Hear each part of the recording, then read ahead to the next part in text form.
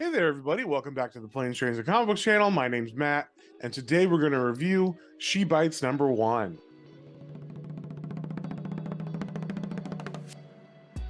But before we get into that, if you guys wouldn't mind sharing, subscribing, commenting, it really helps me out and lets me know what you guys want to see more of. So, with that being said, let's get straight into it. All right, we got the cover here for She Bites #1.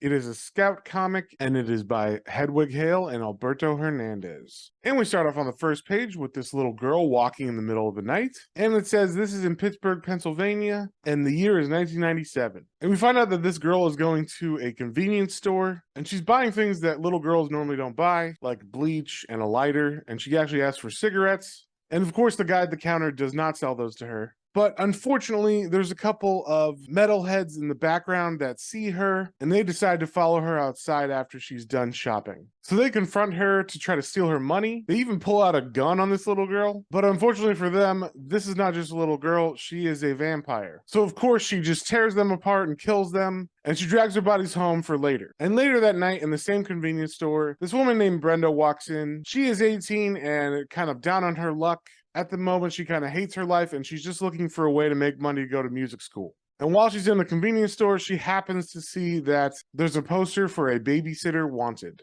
So she gets the number and she eventually calls it, and she shows up for her first night of babysitting. And when she gets into the house, it's very weird because the parents aren't there, and the little girl is asking her all kinds of questions.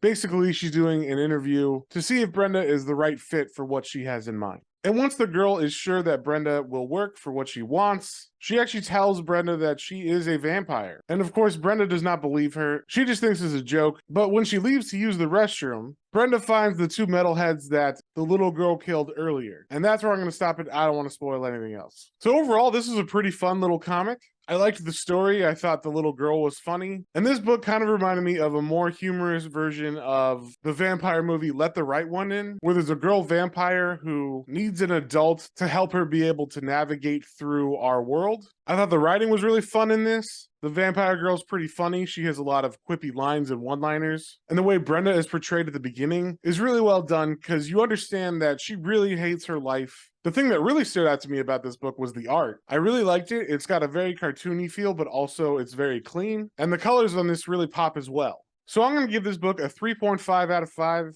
I think I would have rated it a little bit higher if it had a little bit more story in it, because it does read really quickly. And that's not necessarily a bad thing, but I feel like there could have been a little bit more fleshing out of Brenda. But that's just my opinion. So if you saw anything you liked, definitely go pick that up at your local comic book store, and we will see y'all in the next one.